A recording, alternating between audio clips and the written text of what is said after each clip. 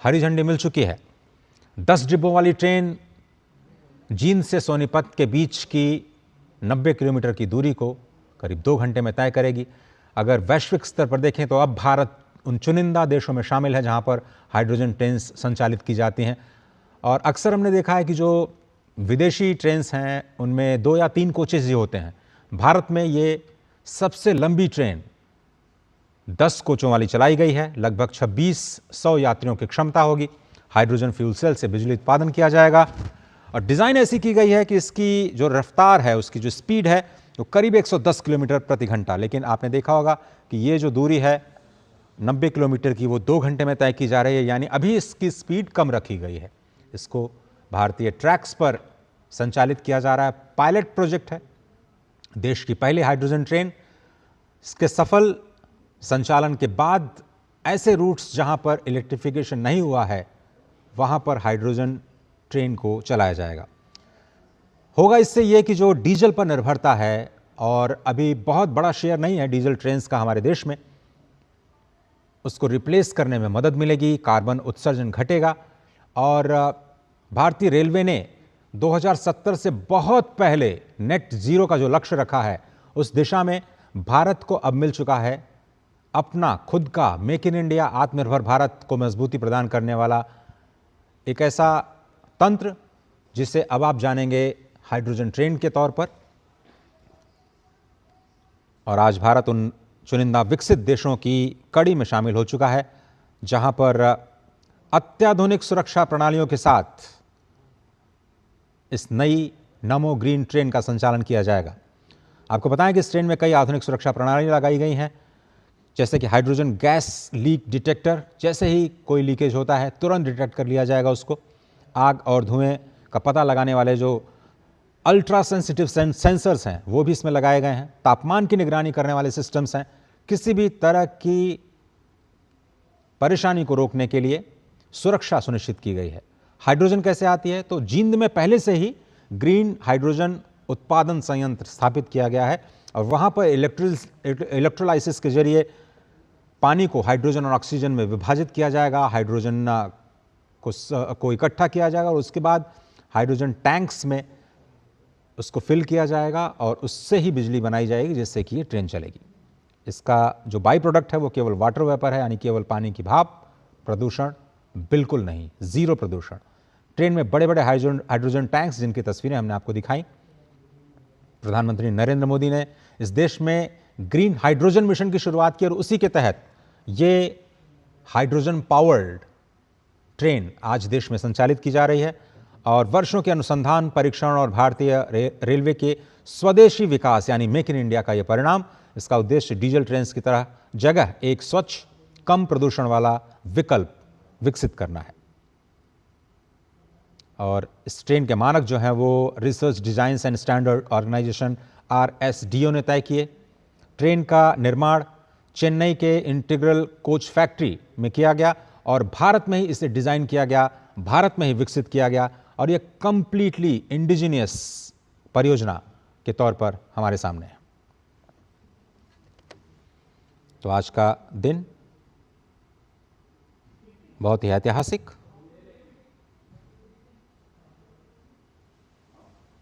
और यह hydrogen train केवल तकनीक नहीं बल्कि स्वच्छ ऊर्जा सुरक्षा और जलवायु परिवर्तन से निपटने की वैश्विक रणनीति का एक बहुत ही महत्वपूर्ण हिस्सा है।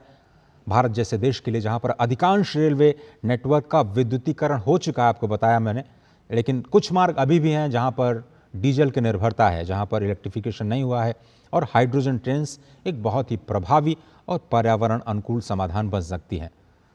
भारत जैसा कि आप देख रहे हैं कि स्वदेशी तकनीक विकसित करने में सफल हो चुका है, तो ये वैश्विक हरित परिवहन यानी जो ग्रीन मोबिलिटी है जिसकी पूरी दुनिया में इस वक्त चर्चा हो रही है, इसमें भी एक प्रमुख भूमिका निभा सकता है।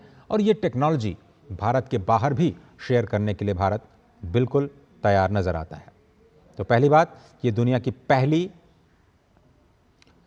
जो व्यावसायिक हाइड्रोजन ट्रेन है। आपको बताएं कि फ्रांस में शुरू की गई थी, कोरोडिला आइलैंड, और एक बार हाइड्रोजन भरने के बाद इसे 1000 किलोमीटर तक चलाया जा सकता है। लगभग गति 140। ये दुनिया की पहली हाइड्रोजन ट्रेन है, उसकी हम बात कर रहे हैं। और ट्रेन के संचालन के दौरान केवल पानी की भाप निकलती है। हाइड्रोजन का उत्पादन जो है वो ग्रीन हाइड्रोजन से किया जाए तो पूरी की पूरी जो परिवहन श्रृंखला है वो कार्बन मुक्त हो सकती है। अभी इलेक्ट्रोलिसिस प्रोसेस में थोड़ा सा प्रदूषण ज़रूर होता है, लेकिन अगर इसको ग्रीन हाइड्रोजन के ज़रिए बनाया जाए, इस हाइड्रोजन के उत्पादन को सुनिश्चित किया जाए, इलेक्ट्रोलिसिस प्रक्रिया का वो न किया जाए,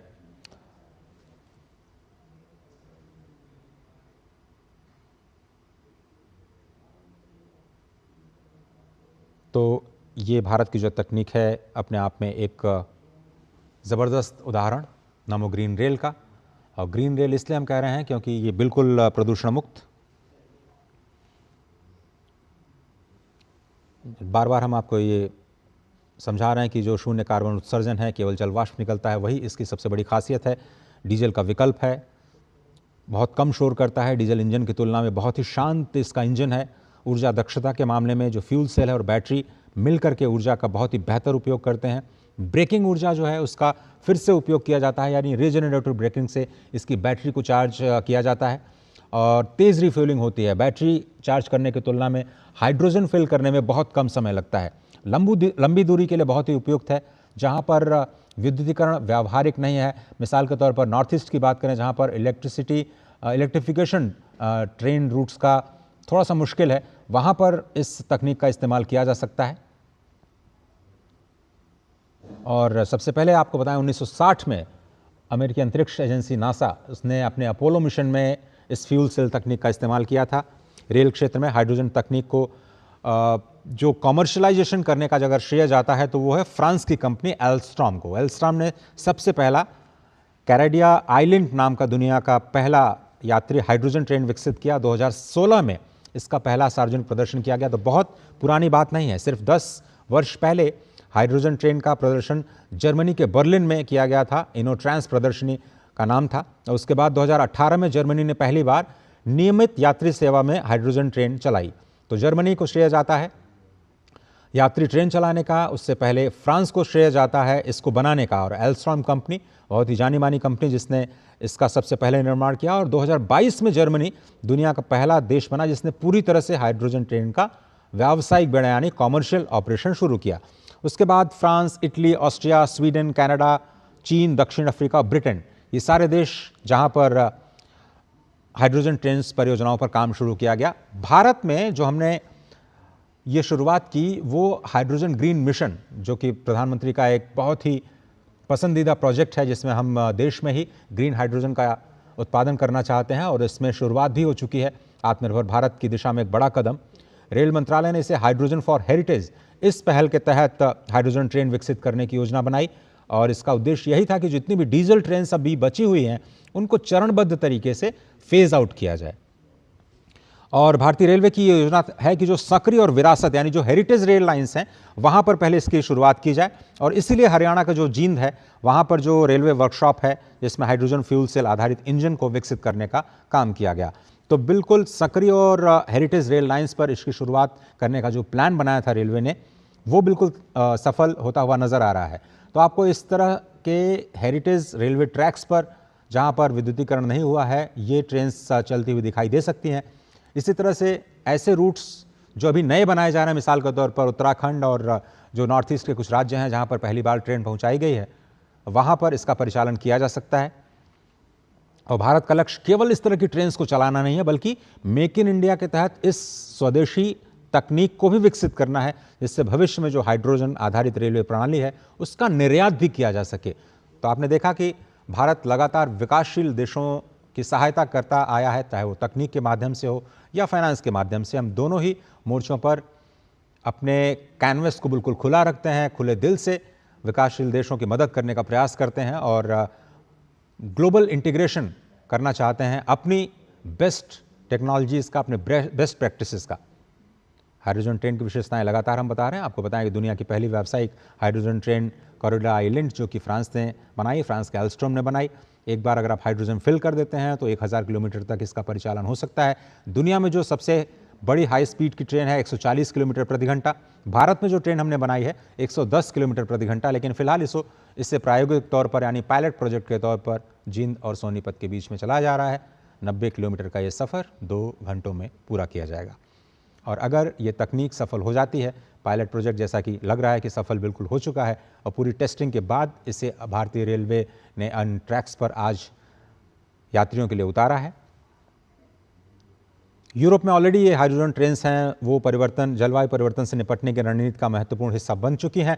तो अब भारत वैश्विक मंचों पर इस बात का दावा कर सकता है कि वो नेट जीरो के जो लक्ष्य को प्राप्त करने के लिए तेजी से आगे बढ़ रहा है। जिस तरह से हमने 2030 के जो एनडीसीज हैं, जो पर्यावरण संबंधी जो हमारे लक्ष्य थे, उनको हमने समय रहते उससे पहले पूरा कर लिया। उन कमिटमेंट्स को हमने पहले पूरा किया जो हम रिन्यूएबल्स के क्षेत्र में पूरी दुनिया को देते आए हैं। इसी तरह से भारत ने नेट जीरो का लक्ष्य रखा है 2030 तक, माफ कीजिएगा 2070 तक, और भारतीय रेलवेज ने नेट जीरो का लक्ष्य उससे काफ़ी पहले तय किया है। और भारत का जो नेशनल ग्रीन हाइड्रोजन मिशन है उसमें कई क्षेत्रों में हाइड्रोजन उपयोग को बढ़ावा देना मकसद, और रेलवेज में ग्रीन हाइड्रोजन को बढ़ावा देना, हाइड्रोजन को बढ़ावा देना, इस तरह की पहल की जा रही है।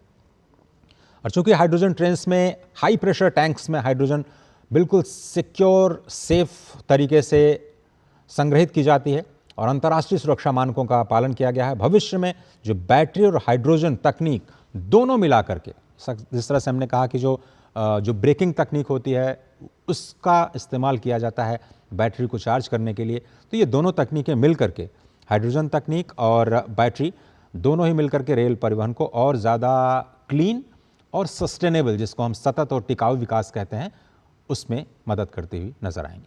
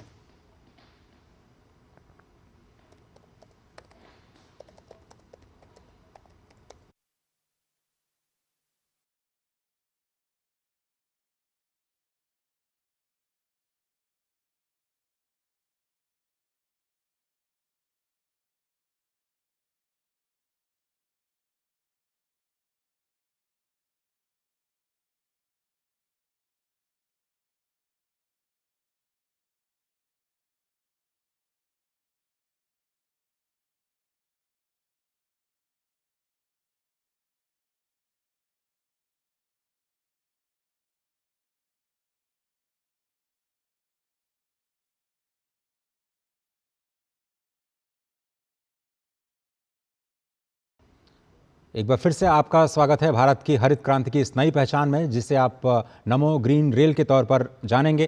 ये सिर्फ एक ट्रेन नहीं है, बल्कि ये स्वच्छ, सुरक्षित और आत्मनिर्भर भारत की ओर बढ़ता एक सशक्त कदम है। भारतीय रेलवे का लक्ष्य, जिस तरह से हम आपको बता रहे हैं कि 2030 तक नेट जीरो कार्बन उत्सर्जन का लक्ष्य हासिल किया जाए, नमो ग्रीन रेल उसी लक्ष्य को गति देने वाला एक महत्वपूर्ण पहल है। एक बहुत ही सशक्त पहचान भारत में आत्मनिर्भर भारत अभियान को बढ़ावा देने के लिए, मेक इन इंडिया को बढ़ावा देने के लिए। 2070 तक देश का लक्ष्य है नेट जीरो का, 2030 तक भारतीय रेलवेज का है लक्ष्य नेट जीरो होने का, यानी जितना प्रदूषण वो करते हैं उतना रिन्यूएबल्स वो खुद प्रोड्यूस करें, नेट जीरो उसी स्थिति को कहते हैं। स्वच्छ ऊर्जा, आधुनिक तकनीक और पर्यावरण संरक्षण, ये तीन स्तंभ हैं। इस पूरे समन्वय के साथ ये भविष्य के रेल परिवहन की नई दिशा दिखाई दे रही है, क्योंकि ये तकनीक भारत में विकसित की गई है, ये रेल के डिब्बे भारत में विकसित किए गए हैं और इस तकनीक को बनाने वाले इंजीनियर्स भी भारत के ही हैं। पूरी तरह से स्वदेशी और ऊर्जा दक्ष तकनीक, यानी जो एनर्जी एफिशिएंट टेक्नोलॉजी है उसका इस्तेमाल इसमें किया जा रहा है और ग्रीन हाइड्रोजन जैसे इनोवेशंस को प्रयोग करके प्रदूषण कम करने और ऊर्जा सुरक्षा को सुनिश्चित करने के लिए ये महत्वपूर्ण कदम। और आप देख रहे हैं प्रधानमंत्री नरेंद्र मोदी जिस मिशन को लेकर के आगे बढ़ रहे हैं, जिस ग्रीन मिशन पे उनका इतना बड़ा फोकस है कि वो बड़े इन्वेस्टमेंट लाना चाहते हैं। पूरी दुनिया में इस बात को बार बार कहते हैं कि भारत नेट जीरो की तरफ जा रहा है, आप हमारे साथ तकनीक, हमारे साथ फाइनेंस शेयर करिए और निवेशकों का आह्वान करते हैं भारत के ग्रीन हाइड्रोजन और ग्रीन मोबिलिटी में इन्वेस्ट करने के लिए जहां भी वो जाते हैं। आज एक बार देश को ये कहने का मौका मिल गया है कि भारत स्वयं से उस तकनीक को डेवलप कर सकता है जो उसकी ऊर्जा आत्मनिर्भरता की दिशा में एक बहुत ही महत्वपूर्ण कदम है। और भारत ये भी चाहता है कि वो अपने समकक्ष या जो विकासशील देश हैं उनकी भी मदद करे। नमो ग्रीन रेल केवल यात्रियों को एक स्थान से दूसरे स्थान पर नहीं पहुंचाएगी, बल्कि एक ऐसे भारत का संदेश देती है जो लगातार विकास और पर्यावरण को तरजीह देता है। दोनों को साथ लेकर के चलते हैं, पर्यावरण की सुरक्षा और विकास, यानी विरासत भी और विकास भी। अभी बहुत सारे प्रोग्राम्स हैं आज प्रधानमंत्री नरेंद्र मोदी के, जिसमें वो अमृत स्टेशंस का अनावरण करेंगे, जिसमें 75 जो स्टेशंस हैं उनको अत्याधुनिक सुविधाओं के साथ लैस किया गया है और वहाँ भी हेरिटेज का ख्याल रखा गया है। विरासत को संभाल के रखना, पर्यावरण को संभाल के रखना, प्रकृति का संरक्षण करना, ये भारत की आत्मा के मूल में है। और इसीलिए हम जब भी विकास के रास्ते पर चलते हैं तो इस बात का ख्याल रखते हैं कि हम सबके हितों को ध्यान में रखें, सबको साथ लेकर के चलें, किसी को भी कोई कष्ट ना हो, प्रकृति को संरक्षित किया जाए और देश का विकास भी हो। तो ये जो नमो ग्रीन रेल है वो एक ग्रीन थिंकिंग, एक हरित सोच, आधुनिक तकनीक, मॉडर्न टेक्नोलॉजी और विकसित भारत की नई रफ्तार है। इस हरित अभियान का हिस्सा आज भारतीय रेल बन चुका है। 2070 तक देश के नेट जीरो और 2030 तक अपने खुद के भारतीय रेलवे के खुद के नेट जीरो के लक्ष्य को हासिल करने के लिए इस ग्रीन मिशन का एक बहुत बड़ा पड़ाव आज हरियाणा के जींद स्टेशन में आप देख रहे हैं। प्रधानमंत्री नरेंद्र मोदी के साथ हरियाणा के मुख्यमंत्री और भारत के रेल मंत्री अभिवादन करते हुए इस तकनीक का, उन सभी दक्ष इंजीनियर्स का, हमारे वैज्ञानिकों का जिन्होंने इस मुकाम को हासिल किया, जो पर्यावरण और विकास दोनों को साथ लेकर के चलते हैं और दुनिया को दिखाते हैं कि भारत सक्षम है उन सभी तकनीकों को विकसित करने के लिए जो भारत के विकास के लिए, विकसित भारत के लिए अत्यंत आवश्यक है।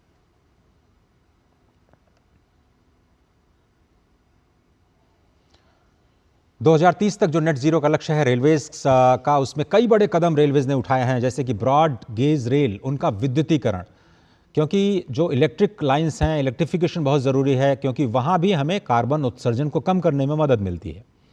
डीजल से इलेक्ट्रिक ट्रैक्शन की ओर बदलाव और अधिकांश जो ब्रॉड गेज की रेलवे लाइंस हैं उनका इलेक्ट्रिफिकेशन हो चुका है और डीजल इंजन पर निर्भरता हमारी लगातार कम हो रही है। लेकिन जहाँ डीजल इंजन है भी वहाँ पर हम इलेक्ट्रिक इंजन से उसको रिप्लेस कर रहे हैं और अब तो ये हाइड्रोजन, ग्रीन हाइड्रोजन के ज़रिए या हाइड्रोजन फ्यूल सेल से चलने वाली एक नई तकनीक भी हमें मिल चुकी है। हाँ, आपने देखा होगा स्टेशंस पर सोलर और जो विंड एनर्जी है उसका उपयोग किया जा रहा है। रेलवे स्टेशंस, उनकी खाली ज़मीन पर सोलर प्लांट्स लगाए जा रहे हैं। पवन ऊर्जा परियोजनाएं यानी जो विंड प्रोजेक्ट्स हैं, विंड पावर के, वो भी लगाए जा रहे हैं। और अपनी बिजली की ज़रूरत का जो बढ़ता हिस्सा है, रेलवेज़ जो अपनी बिजली की खपत करता है वो ज़्यादा से ज़्यादा कोशिश कर रहा है कि रिन्यूएबल्स के जरिए वो बिजली को प्रोड्यूस करे और स्वयं इस्तेमाल करे, जिससे जो प्रोडक्टिव सेक्टर्स हैं, दूसरे प्रोडक्टिव सेक्टर्स हैं, आम उपभोक्ता के लिए बिजली की उपलब्धता जो है उसको बनाए रखा जाए।